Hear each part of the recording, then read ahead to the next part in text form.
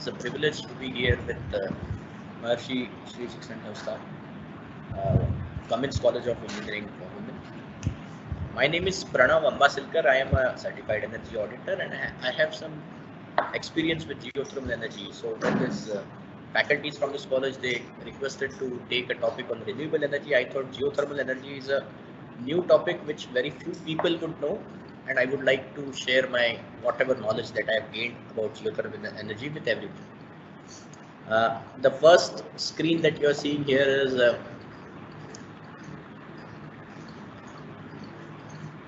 so the first screen that you're seeing here is the main, the most promising geothermal energy site in India. This is called Kuga Valley Geothermal Energy in Ladakh. So the exploration has been going on in India since 1973, but till now we have not come to any level that we can install a geothermal energy. But there has been lot of exploration, lot of data is available. Today's contents, we would be going through what is geothermal energy, how does it get generated, how do we generate power from geothermal energy, because we all know that there are hot springs, there are fumaroles, there is heat coming out of the ground, but how do we generate electricity using it? So after first understanding what is geothermal energy, we will try to understand how to use it for generating electricity. So we will go into Rankine cycle. We will try to understand what is organic Rankine cycle, which is used for low temperature heat recovery. And I will give you some interesting statistics about organic Rankine cycle. So introduction about geothermal. What is geothermal energy? So geothermal energy is basically energy coming out from the ground. Our earth is composed of core, outer core, mantle, crust, and a lot of radioactive reactions are taking place inside our earth which we are not aware of. Huge amount of energy is continuously generated, which is keeping the earth in a molten state, and the crust is actually floating on top of the liquid mantle. 70% of the energy comes from radioactive isotopes of uranium, thorium, and potassium, and are embedded inside the earth, deep in the core. Total heat is available is 47 terawatts. You can imagine how large it is. So geothermal energy, when we see, there are 2-3 different types in which geothermal energy can be manifested. I will go through it in the further slides. First of all, what happens, there is heat inside the ground at a depth of 3, 4, 5 kilometers, and when water from the surface, the groundwater, below the groundwater, some amount of water enters into this hot zone, the water gets heated up due to convection currents. The hot water rises to the top, cold water goes down. Slowly it keeps on getting heated up, and due to the depth, due to the pressure that is there, the water reaches very high temperatures of 200 degrees, 150 degrees, and wherever there are cracks in the ground, the steam and the water, it comes back to the surface. This phenomenon is mostly observed at the plate boundaries. So you must be aware of what are plates. There are on the earth crust, there are different plates, like Indian plate is there, there is an Eurasian plate. We know how the Indian plate has separated from the Australian and African plate, and it collided into the Eurasian plate. So there are different theories which are there. So wherever there are plate boundaries, due to the continuous friction which is happening between those two plate boundaries and the fissures which are there in the ground, the water and steam, the heat generated by the ground is absorbed by the water and steam, which gets percolated, and that water and steam comes to the surface in the form of different forms. First of all, there are certain points where steam directly comes out. It is called steam vents, or they are also called fumaroles. There are certain points from where continuous hot water is flowing. I'll show some videos also how it happens. So warm and hot springs, that is what we call them. There are mud pools where the hot water gets mixed with the mud which is there, and continuous these kind of hot reservoirs are fed with groundwater from some of the other source. So if there is heat, you need to have water there so that the water will carry the heat to the surface. If there is only heat and there is no water source, the geothermal zone is not feasible. What are the modes of heat extraction? So you can see there is a surface, and you have to go to around a depth of 2 kilometers where water is available in a heated condition at the point where there is plate boundary and there is continuous friction happening. So you have to drill to that depth, similar to how people do it in oil and gas, and the water is continuously to be removed. It may come out in the form of steam, it may come out in the form of steam plus water mixture, it may come out in the form of only water. So this kind of geothermal system is abundantly available in the world.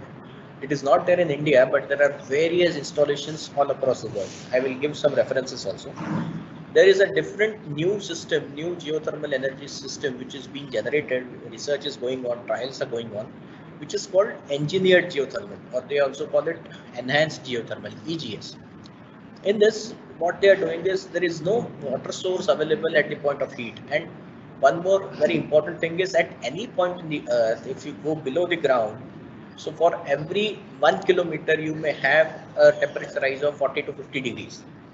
So if you manage to go around 4 kilometers or 5 kilometers, you may get a temperature of around 150 to 200 degrees at that point.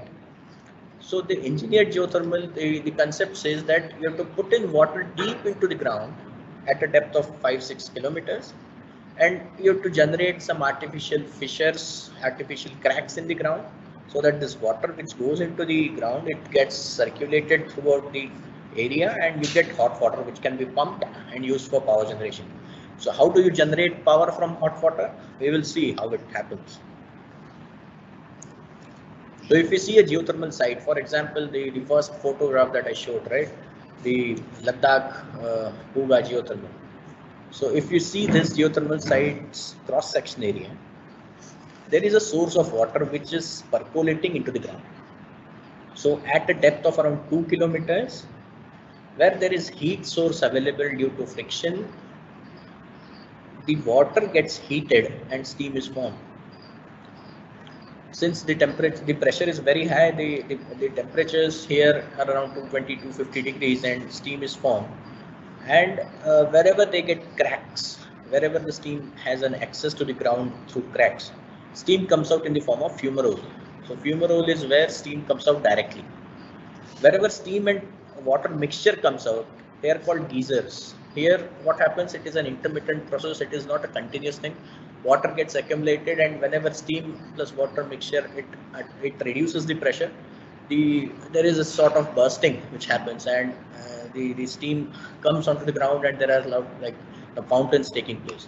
Wherever there is a fissure which is directly connected to the aquifer, but there is no steam available, so hot springs are formed. Hot springs are where hot water is generated. There is no steam coming up directly, hot water is coming up. This can be seen at sites like Manikaran in Himachal. I'll show some videos about it. So what we said, fumarole, geysers, hot springs. There are also something called mud pools, where the hot water comes out and it mixes with the mud around, and mud pools are formed which are hot in temperature. Here are certain pictures of the geothermal heat outlets. These are actually fumaroles. The steam is directly coming out from the ground, which has to be used for power generation. So how we use it, we will come to it. This is USA, New Zealand, USA. So these countries, they have many installations of geothermal energy. India, unfortunately, has very limited scope for geothermal energy, because very few points in India has geothermal zone, and the location is so remote and so challenging that it is very difficult to install a geothermal energy. For example, Ladakh Kuga Valley, the location is around 4,500 meters above sea level, and there are no roads. The roads get blocked during winter. A lot of challenges. So the most promising area in India has huge amount of challenges. So it is very difficult there. So let's look at the geothermal energy potential in India. So this area, the entire Jammu Kashmir, Ladakh, Union Territory area, along with Nepal, Tibet, Sikkim, entire this area is the plate boundary. We can call this as the plate boundary because the Indian plate, it collided with the Eurasian plate at this point some few million years back, and the plate boundary was formed and there is continuous friction. So this area in Ladakh, which we call as Puga Valley, people say that there are around 300 earthquakes every day at this point, but the earthquakes are very low intensity. It doesn't cause any harm. There many of them are very difficult to even detect, but there is continuous movement happening below the ground there, and because of this kind of friction which is generated, there is heat generation. At this point, at the geothermal field that I said, Puga Valley, you can actually bifurcate between the Indian plate mountains and the Eurasian plate mountains, because you can see the color of the stones, you can see the color of the soil there. It is a little different. The orientation, the directions, it is a little different. So as per geologists, there is actually a little bit of difference in the soil which is there south of Ladakh and north of Ladakh. So this is the actual plate boundary where the collision took place, and which resulted in formation of the Himalayas, the plate mountains. So there are 7 main systems in India. It is called Puga Valley. Chumathang is another place in Ladakh which is adjacent to River Indus. I'll show some videos about it. There is a place called Manikaran. There is a Gurudwara in Kulu, Himachal Pradesh. Beas Valley, Himachal Pradesh. This is all part of the same Himalayan system where continuous friction is happening. Tapoban, Uttarakhand, same thing. There is some area in west coast of Maharashtra where some hot springs are visible in Raigad, Sindhudurg district, but detailed exploration is pending. There is some area in Chhattisgarh, Tatapani, where hot springs are available. There is reference to hot springs if somebody has studied Ramayana. There is a reference to hot springs in Ramayana also, where some place Ram hits an arrow to the ground and hot water comes out. So someone must have seen that hot water comes out, and that has gone into the story. The various probable sites: Himalayan province, Andaman Nicobar, West Coast. So these various provinces have been studied by the Geological Survey of India. Himalayan province is the most promising one, with temperature gradient of 100 degrees per kilometer. So if you go 1 kilometer depth, the temperature rises by 100 degrees. So which is a very promising thing. In other areas, the temperature gradient is lower, 55 degrees, 40 degrees, but Himalayan temperature gradient is very good. 1 kilometer depth, 100 degrees temperature rises. So you go to 2 kilometer deep, you will get 200 degree water. Now 200 degree water is good enough to generate electricity. How we'll go to it, but that is what is the most important thing. The temperature gradient is very important. Various studies were carried out by Geological Survey of India since 1973. I know some scientists there, director of Geological Survey of India, who has spent almost like 30-35 years in Ladakh, 30-35 summers in Ladakh, studying, drilling holes into the geothermal area and carrying out exploration of the water which is coming out, finding what is the amount of boron in it, how much sulfur is there in it, which is basically chemical systems, chemical way of finding out what is the temperature below. MNRE has established around 10,000 megawatts of potential in India. Most of it is in Ladakh area. And the capital cost in India for a geothermal system is as high as 30 crores per megawatt. This is an estimate because there is no installation, but there have been estimations done. But the additional thing is, see, solar today comes at 4-5 crores per megawatt, but solar generates only around 1.6 million units per megawatt. So 1 megawatt of solar would generate around 16 lakh units. 1 megawatt solar generates 16 lakh units. But 1 megawatt geothermal would generate 80 lakh units. So you have to understand that solar is an intermittent thing which happens only during few hours of the day. Geothermal as a power generation source is a continuous thing. It will, once you start generating, once you have taken all the precautions of re-injecting all the water and continuously recycling the aquifer, the reservoir, the geothermal energy system will continue to operate. There are references of systems operating for last 60 years, 70 years without any issue. If you look at the comparison, geothermal, solar thermal are expensive. Solar thermal has not picked up. Solar thermal power generation is not picked up in India. Very few installations are there. Solar PV has picked up because of the economy of scale, because of the reduction in silicon prices, and per megawatt cost has gone down to 5 crores.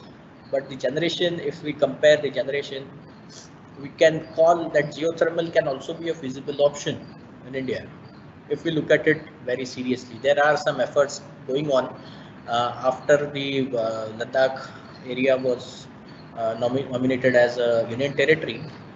There are certain things, developments happening, but we don't know how much time it will take. See, India and China started exploring the same geothermal resource almost same time, but China immediately set up a unit, geothermal generation unit in Tibet. India was not able to do it. China actually started 3 years later, but India couldn't capitalize. China has already started generation. These are certain videos I'll try to play. This video was taken by me when I visited Ladakh, Chumatang area. You can see the kind of heat which is there. This is adjacent to River Indus. This is River Indus, the river by which name India is formed. So you can see the amount of heat, amount of boiling that is happening. So this is a very good probable site for geothermal energy. DRDO is trying to develop a geothermal energy system here because they need energy for the soldiers which are there. The problem there is during winters the roads are blocked.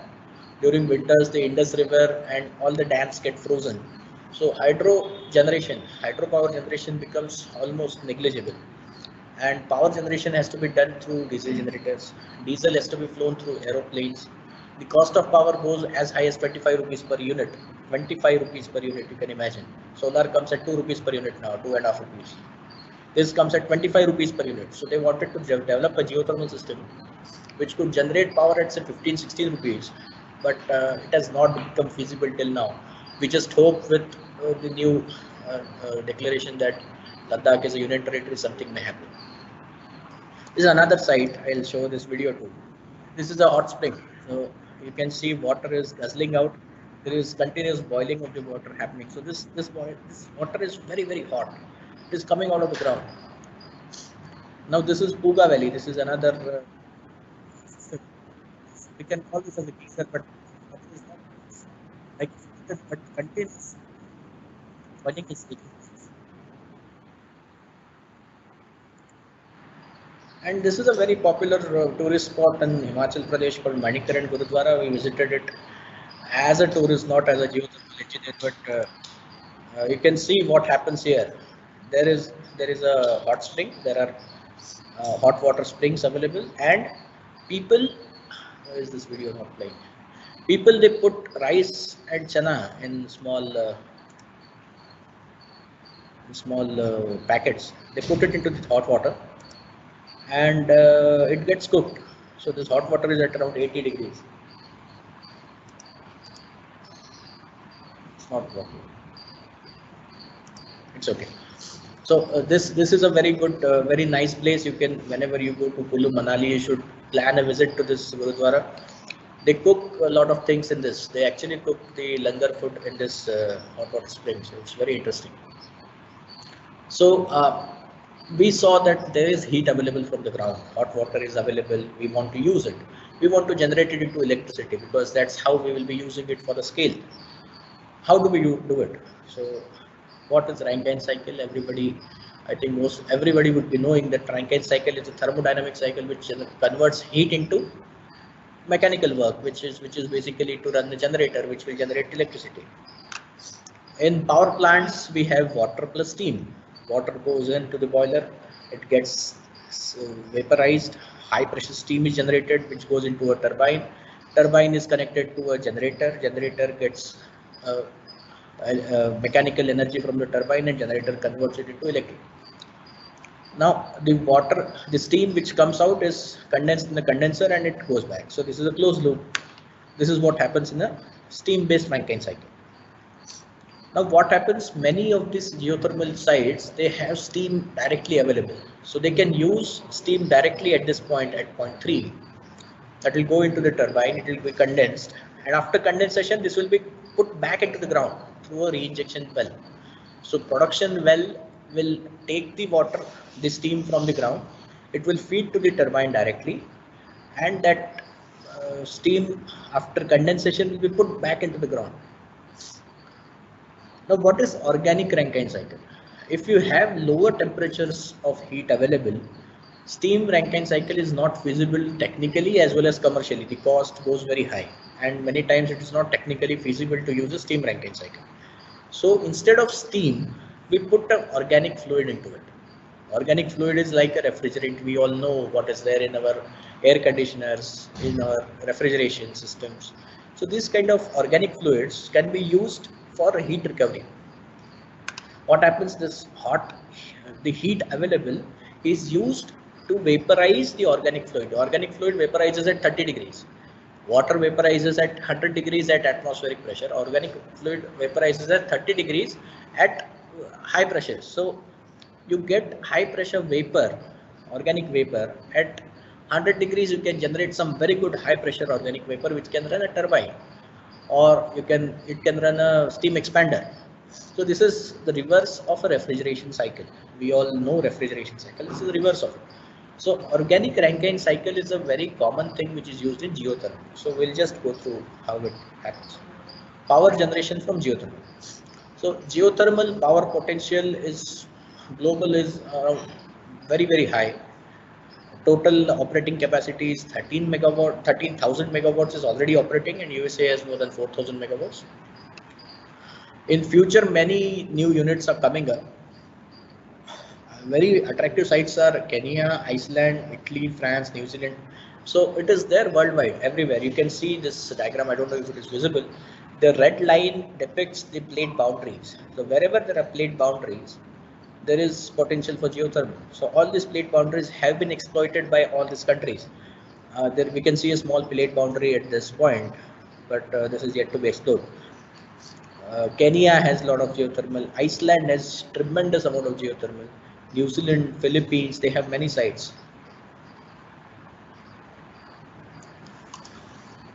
If we look at what is geothermal, how it is used.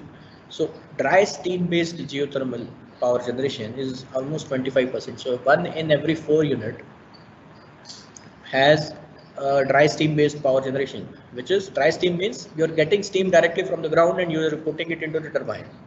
Single flash, double flash systems are 60%. So this is very high. Almost 2 out of 3 units have single flash or double flash systems, and 16%. So almost like 1 out of 6 units have organic Rankine cycle or hybrid cycles of organic plus steam. And the enhanced geothermal that I said, it is in exploratory stage, but if it develops, if we have a technology which can be used, then you will actually, what you will do for your city, you will dig a geothermal system near your city in any wasteland. You will put water into the ground. You will dig up to 5 kilometers. You will put water there. You will get hot water at 150 degrees. Use that hot water for steam, for power generation using organic Rankine cycle. So power generation, power renewable energy can actually be a revolution, but it is still in exploratory stage. So what is dry steam based power generation? Dry means you're getting steam directly. So you dig a well into the geothermal zone up to 4 to 5 up to 2 kilometers. You're getting steam directly from this. You put some filters into it to remove some particles, and that steam directly goes into the turbine. Steam comes out, goes into a condenser where it is condensed. That condensate goes back into the ground. So what we call it, this is called as an injection well. The steam condenses into the condenser, and the hot water which is condensed, it goes back into the ground to recycle the existing reservoir. So it should not happen that we use some hot water, we consume it, and the hot water gets completely finished. It should not happen so. So the water should be put back into the same reservoir for reheating. So this is how a dry system operates. The steam is available at 180 to 220 degrees. Very high temperature steam, high pressure steam is available. Directly fed to the turbine. Specific steam consumption. What is specific steam consumption? For 1 megawatt of power, how much amount of steam is required? For example, for a 210 megawatt state electricity board power plant, you may require around 630 tons per hour of steam. So the specific steam consumption is 3 kg per kilowatt hour, or you can say 3 tons per megawatt. For this kind of system, it is around 6.5 kg per kilowatt hour. The reason is the temperatures are low, there is no reheat, there is no regeneration, so the specific steam consumption is going to increase. So for a 10 kg per second steam flow, it will generate around 5.5 megawatts of power. 1/4 of all geothermal plants operate like this. So 24% of plants operate like this. What is single flash steam based power generation? You're getting hot water plus steam here. You're getting hot water and steam. You put it in a flash tank. Flash tank is a system where you reduce this pressure of the liquid. So brine, that is the water, is left behind, and steam, the concentrated water, is left behind. Steam at a lower pressure is available, which goes to the turbine. And the same thing happens. The waste brine is either used directly for other uses like community heating. We don't require in India, but European countries, they need heating. They need a lot of heating in the houses, in the community. So they use the geothermal heat for heating. You may set up a greenhouse system in a very cold area, like that the ambient temperature is less than 0, and you need 20 degrees for cultivation of in a greenhouse. So you can use this heat for making greenhouse, and the rest of the water is put back into the ground through a reinjection system. Reinjection is very important.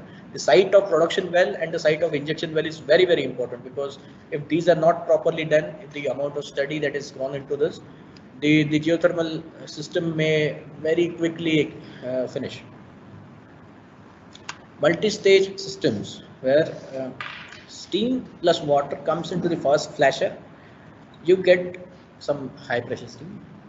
The water goes into the second flasher, you get a little low pressure steam, and that goes back into injection. So you get a first stage and second stage, or you can have a injection turbine also, which will have one inlet and one injection, and the same it works on the same shaft which generates the which is connected to the generator. So power is generated like this. So this is similar to single flash. Only difference is you are having two different steam pressures operating. There are very low installations of this, but this is technically feasible. Fourth is ORC based, organic Rankine cycle based. This is usable where the temperatures are low, 100 to 180 degrees. So what happens? You take water, hot water, you put it into a heat exchanger. Heat exchanger will extract heat from the hot water, and the hot, or you can say the cooler water, it goes back into the ground. So you are using the heat. That heat is used for heating up organic fluid. The organic fluid gets converted into a vapor. Vapor goes to the turbine. After turbine, it comes back to a condenser. Condenser condenses the vapor into a liquid. Liquid goes back into the heat exchanger. This is similar. This is almost like reverse of the refrigeration cycle that we study, but this is actually generating electricity. So almost 16% of all units, they generate using ORC. There are many installations of ORC. If you look at, if you go to YouTube or Google, you can study about this thing, organic Rankine based power generation by Ormat. There are many installations in New Zealand, USA. There are good videos also available. The overall efficiency, it's actually efficiency is very low, 7 to 12%, because the temperatures are very low. Rankine cycle efficiency at such temperatures itself is very low, and cost is a little high. Though it is a closed loop system, the cost is little high. The reason for the high cost is basically because of this technology.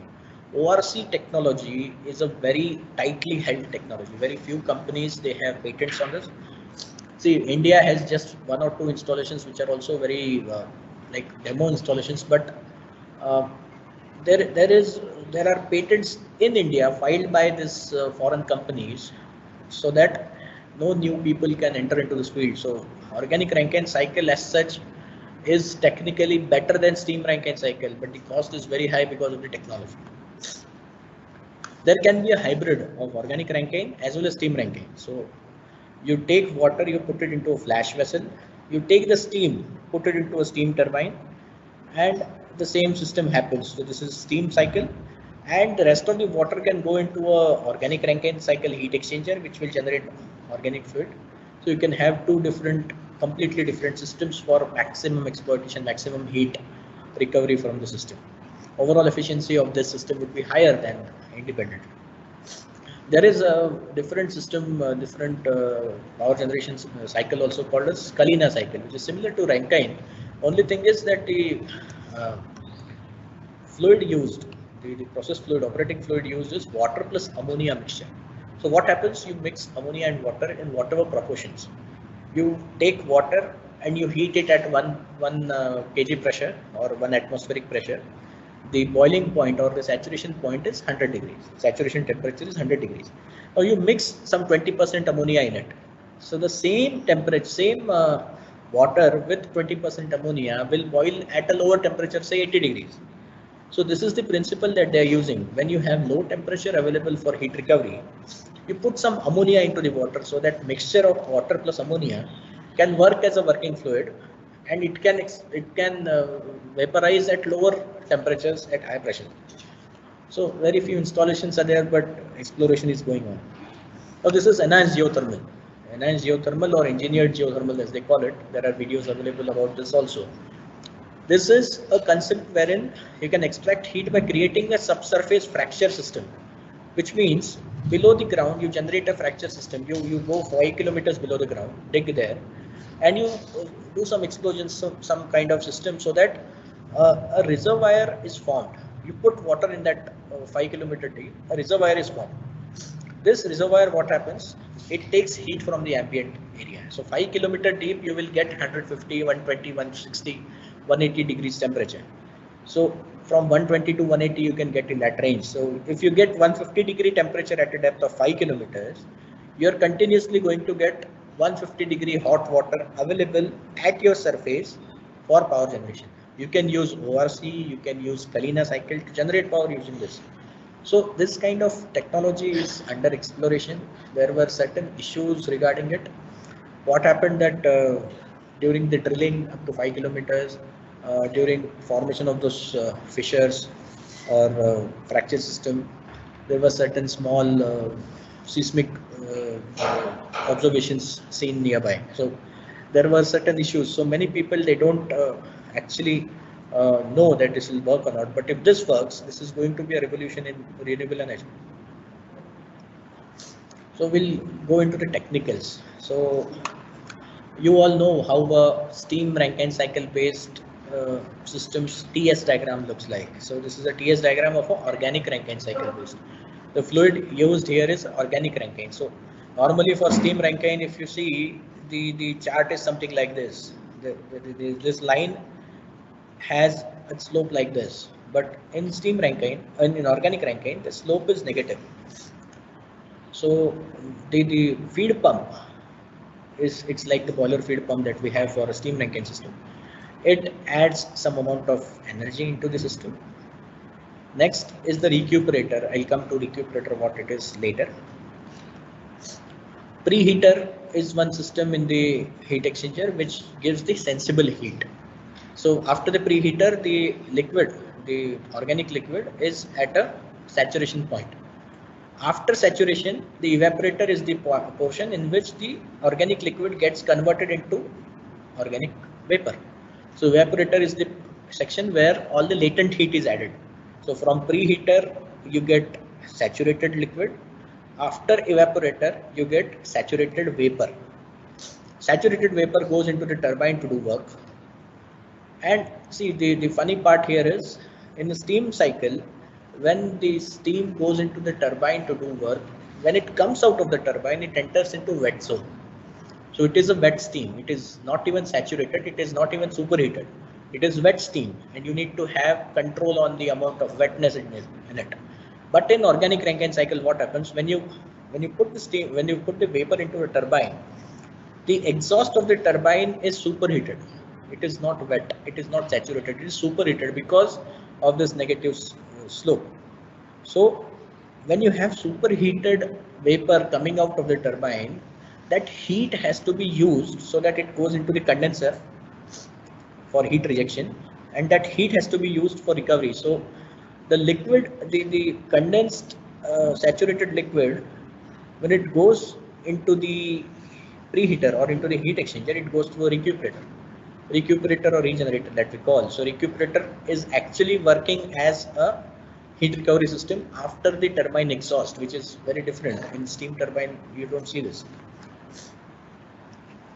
Various components, you can say preheater and evaporator are part of the heat exchangers, which are basically shell and tube type heat exchangers. Fluid piping system, which includes feed pump, which includes all the piping. ORC turbine, the Rankine cycle turbine and generator. So these turbines may be impulse turbines, rotary turbines. These may even be expanders, something like a scroll expander or a screw expanders. And these are coupled to a generator, which is a 3-phase power generation system.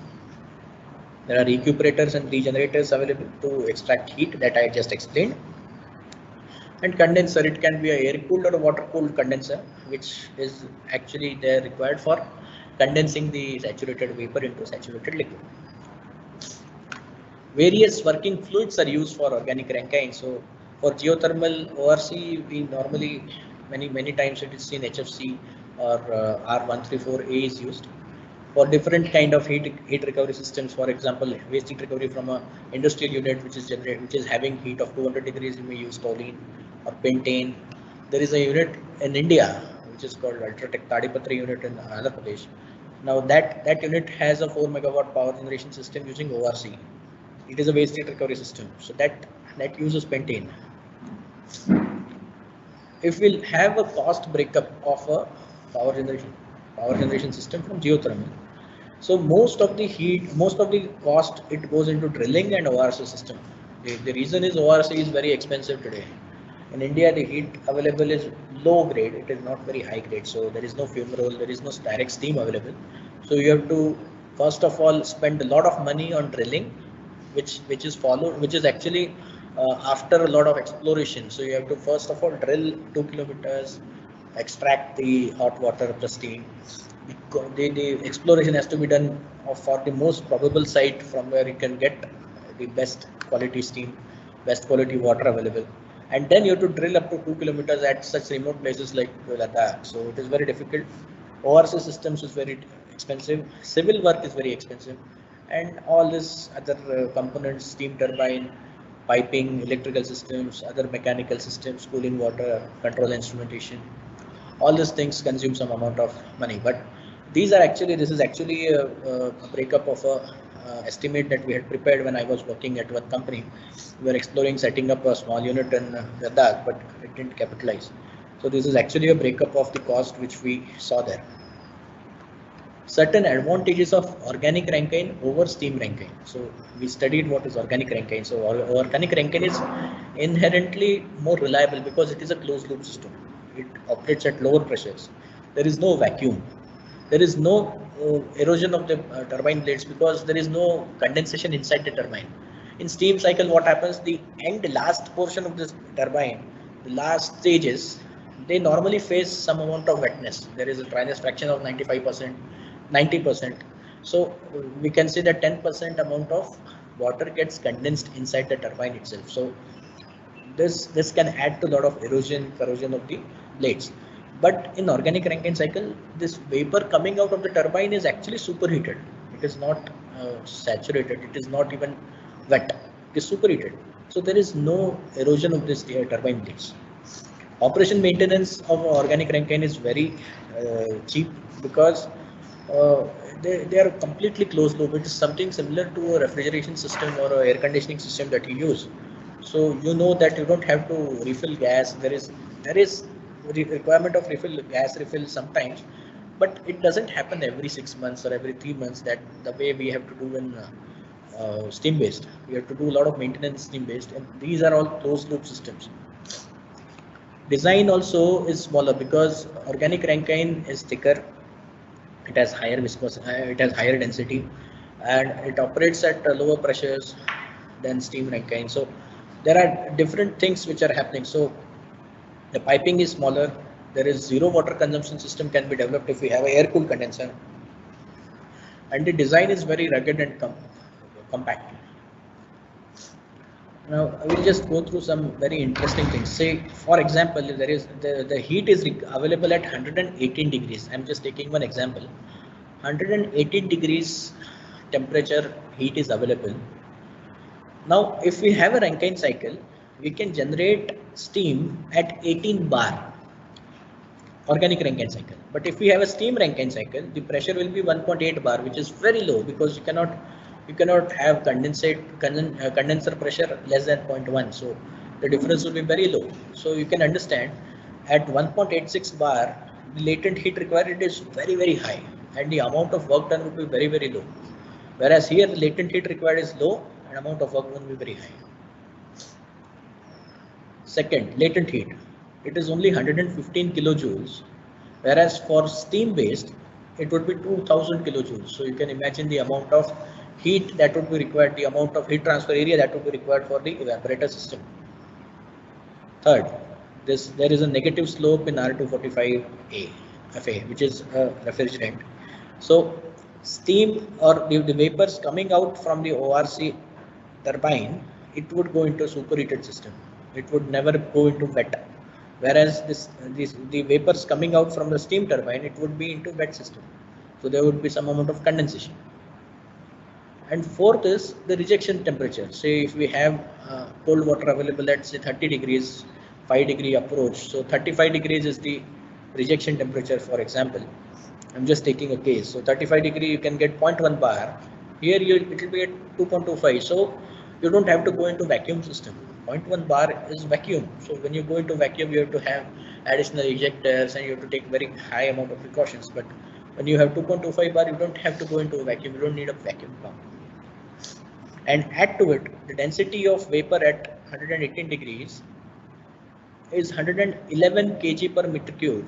Whereas if we take density of vapor at 200 degrees, for example, at 16 bar, similar pressure, the density is 8 kg per meter cube. That is steam. That is density of organic vapor, density of steam.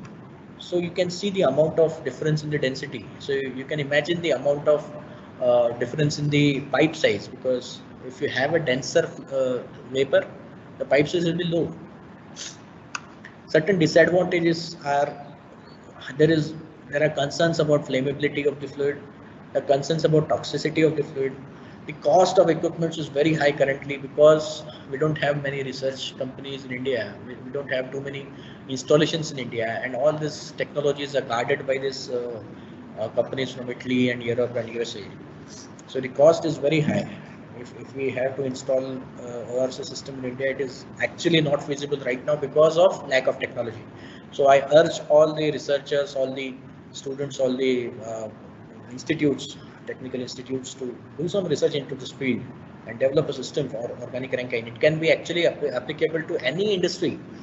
You go to industry, you find that hot gases are coming out at 120 degrees, 130 degrees. You put an organic Rankine cycle system, power generation there. You can generate some 20, 30, 40 kilowatts of electricity, which can actually substitute some 20, 30, 40% of the power generation that they do, power requirement that they have. So this kind of system can be a fantastic revolution in the field of industry, energy efficiency, renewable energy. But today we don't have the technology in India. Very few things are available. Some statistics: so 77% of ORC based power generation power systems are on geothermal all over the world. So 2000 megawatts is on geothermal ORC. These statistics are around 2-3 years back.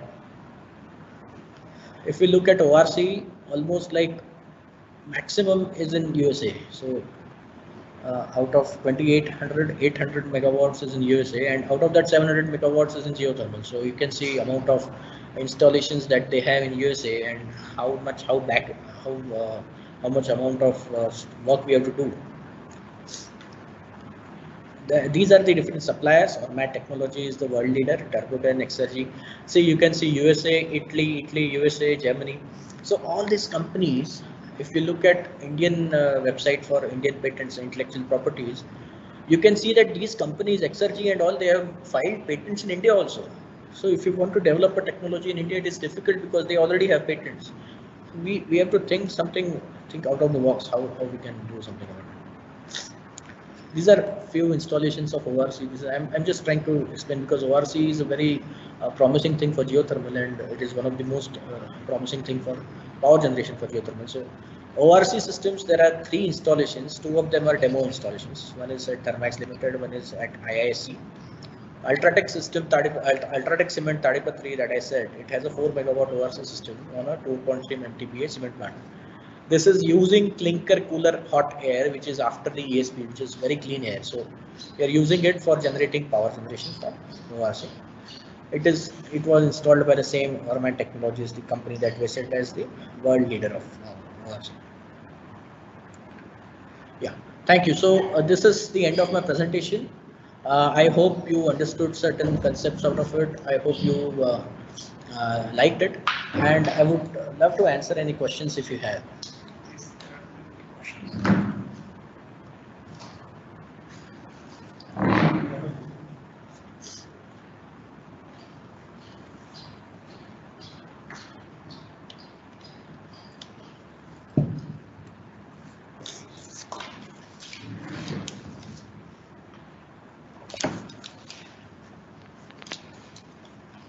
Am I audible?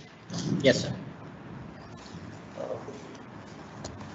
Thank you, Pranav sir, for a very nice presentation and briefing about the power generation from geothermal energy. There are plenty of questions, but I have selected few of the questions which are very good. And shall we proceed? Okay. Our question from Narendra from Kerala is asking, how long will the availability of geothermal energy from the same location? Okay. So see, as I said during the presentation, there are certain geothermal fields in New Zealand and Australia, Philippines, which are running for last 60, 70 years. So if we properly design a system wherein we are taking production from the highest point and we are putting the consumed liquid back into the reservoir at the lowest point, so that heat is continuously being extracted from the ground. So these kind of systems can operate indefinitely theoretically, but mostly people would design it for say 20-25 years of operation, after which they would have to take some new production wells. Next question is from Mr. Parag Mangal, SITP. Sir is asking, what are the difference features to avoid thermal losses for geothermal energy extraction? Okay, so geothermal energy extraction, what happens when they dig a production well?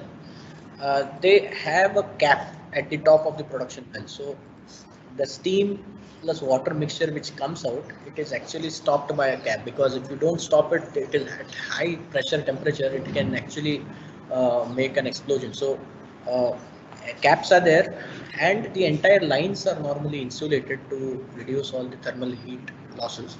So these caps are very important when it comes to geothermal energy, and you need some very good technical expertise for that.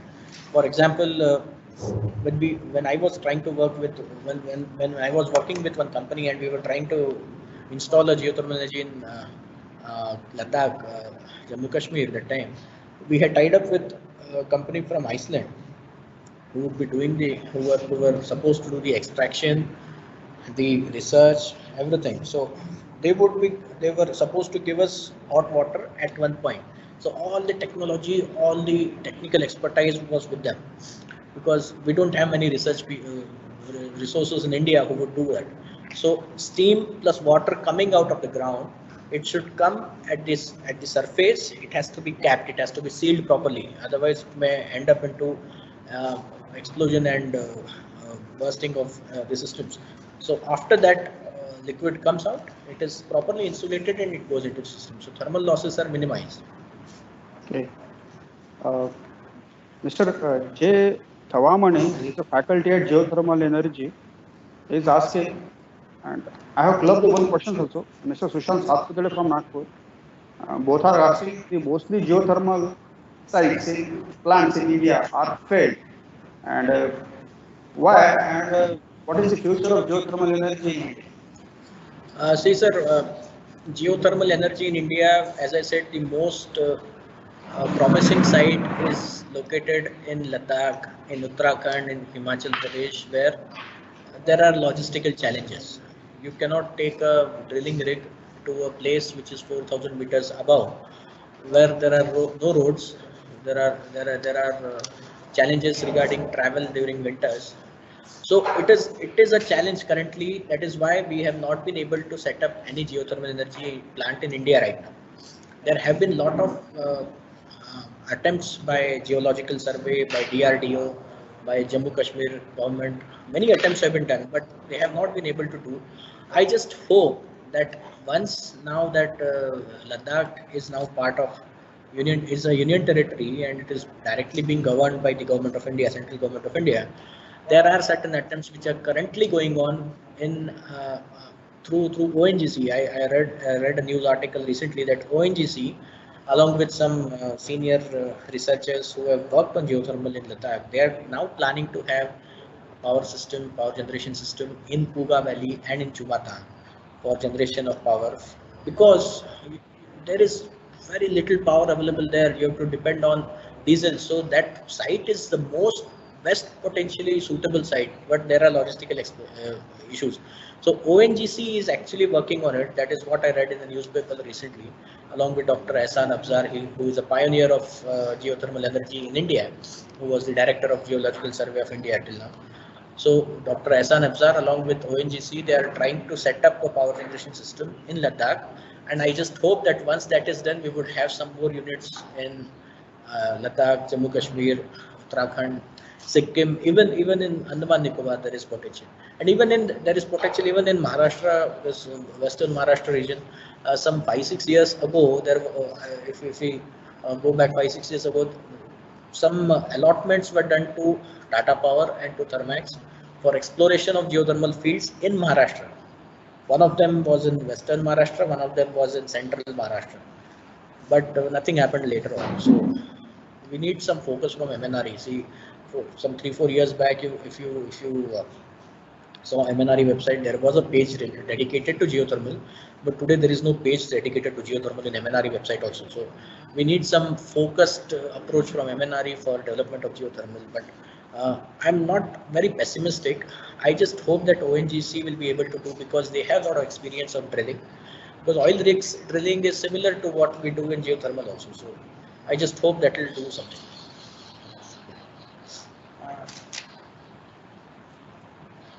Next question from Harish Kumar, Jodhpur, Rajasthan. Sir is asking, what is the purpose of injection well? And in sync with this, Pooja Soni from Jodhpur, ma'am is asking, what are organic fluids used in ORC-based power generation? Okay. So first question is about injection well. So when we say that a reservoir, for example, I'll take the live case of Puga Valley. At Puga Valley, there is a reservoir of water which is located at around 2 kilometers below the surface, and this reservoir of water has been formed because of many years of seepage of some snow-capped peaks. So some amount of water is continuously percolated into the ground, and it has formed a reservoir 2 kilometers below the surface, which is hot water, which is around 220 to 30 degree temperature. Now what happens? If we extract this hot water through a production well and we use it for power generation, we use that heat for power generation, and the cold water which is generated after that, once you take the heat, the water is left behind. If we don't put it back into the same reservoir, the water will one day get completely exhausted. The reservoir will be completely exhausted, so there will be no more heat available. So to avoid this situation, what we have to do is, whatever water we have used for heat recovery, once the heat is recovered, the cold water has to be put back into the same reservoir. So it is very critical how do we design the production well and how do we design the injection well. Injection well is the point at which we put back the consumed cold water after heat recovery into the system, into the same geothermal reservoir, which is 2 kilometers below, and we put it back in such a way that the reservoir gets recycled, replenished. So the reservoir should never get exhausted. That is why injection well and production well locations, sizing is extremely important, and you need very experienced people from Iceland, people from New Zealand, people from USA. There are many people available who can actually study this and they can design such things. So injection well is one. Second question was about the organic fluids which are used for ORC. See, India, as I said, there are very few. Sir, sorry to interrupt. There are a few questions on organic fluids also. Okay. Participants are like to know what are the fluids also used in organic, in the power plant. Also. Organic fluid. Yeah. Organic fluid, as I said, are very few.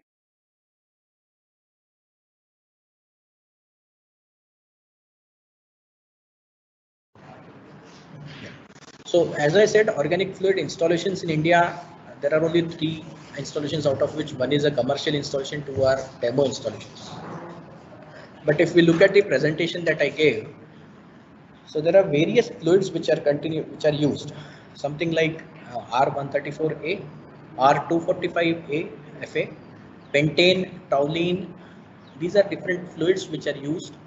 It depends on the temperature. So in some cases, toluene is most suitable. The unit that is there in Ultratech Tadipatri, it uses pentane, and pentane as the organic fluid, the working fluid, and it has something like 200 degrees temperature heat recovery. So these are different fluids which are used, and there is a lot of research available on what kind of fluid should be used, but it depends on the application.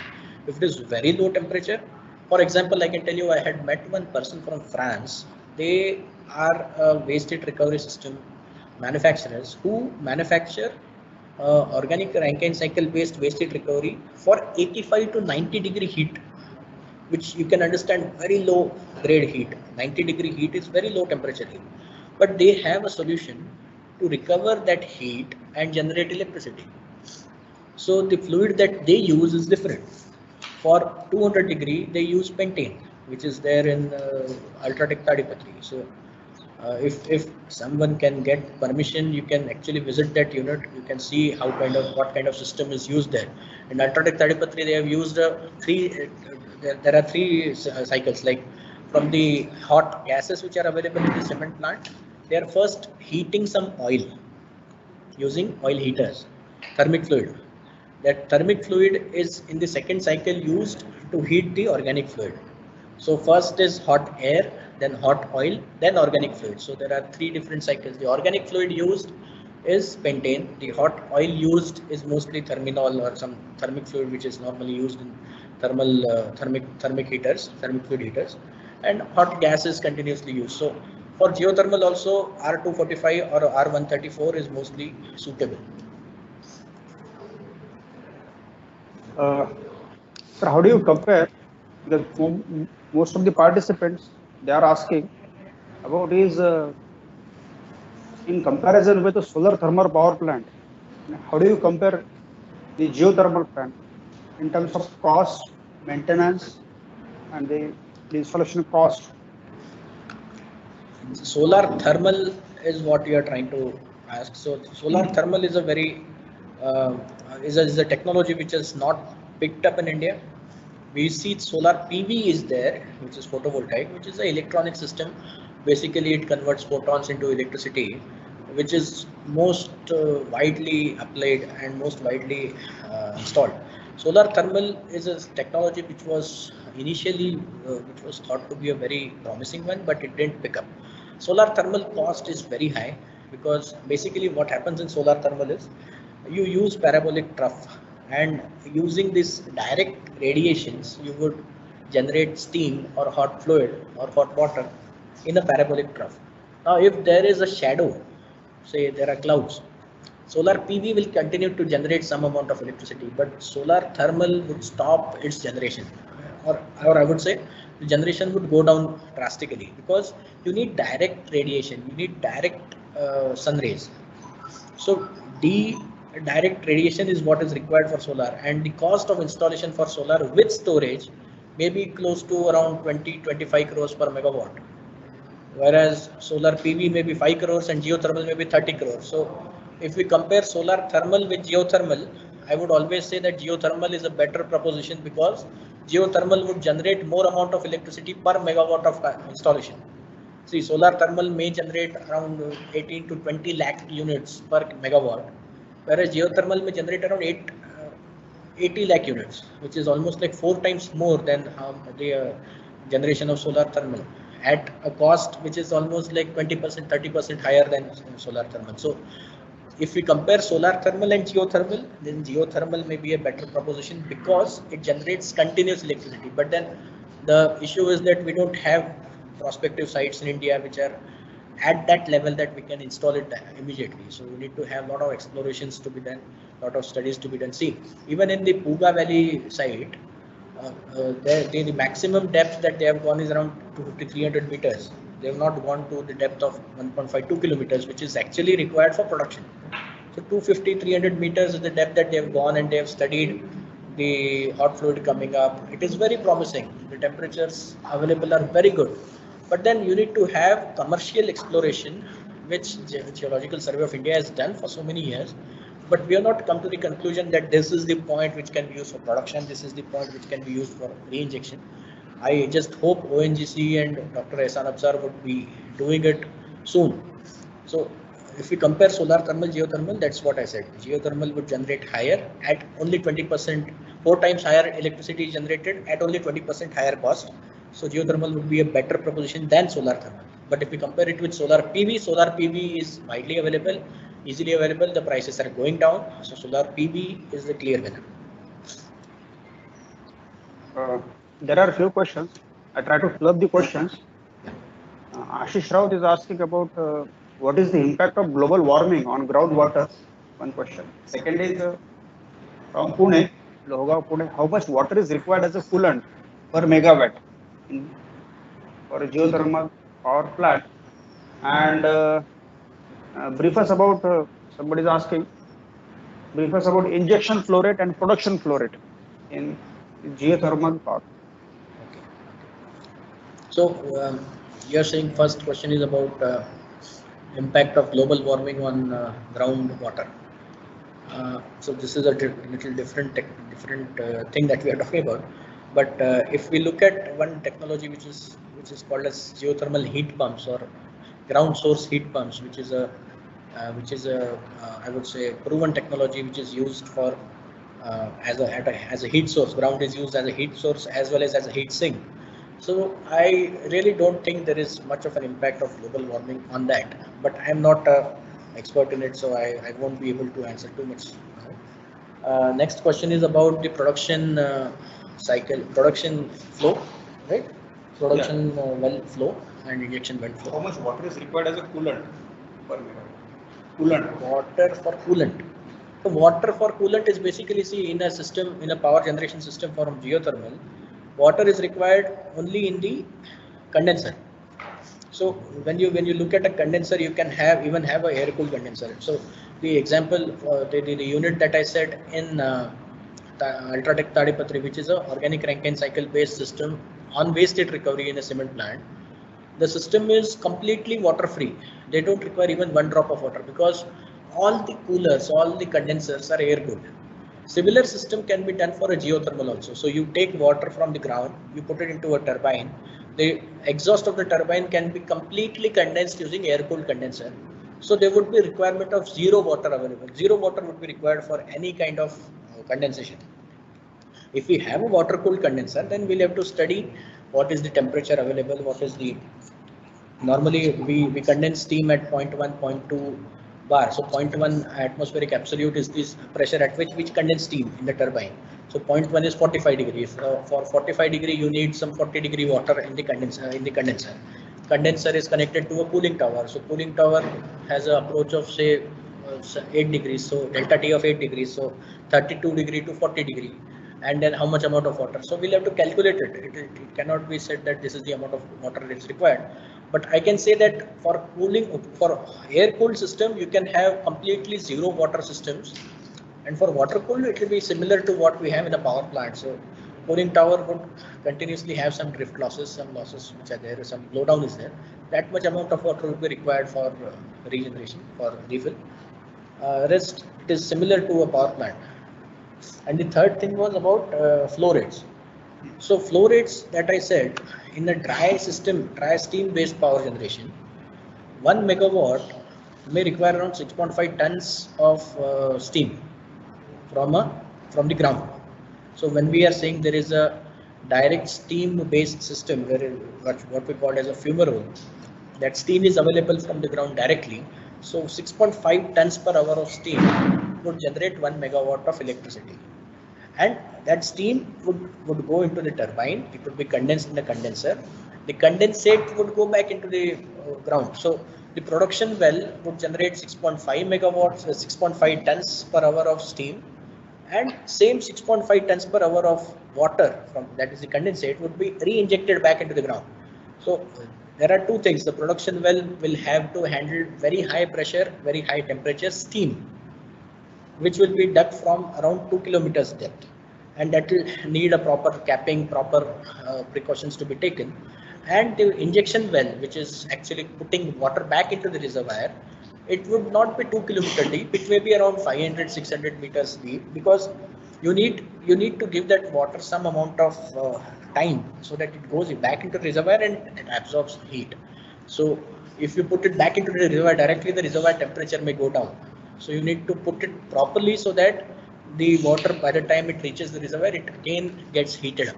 So 6.5 tons per hour, 1 megawatt electricity, 6.5 tons per hour water going back into the ground through injection well, and the reservoir is getting replenished so that we continuously keep on getting heat.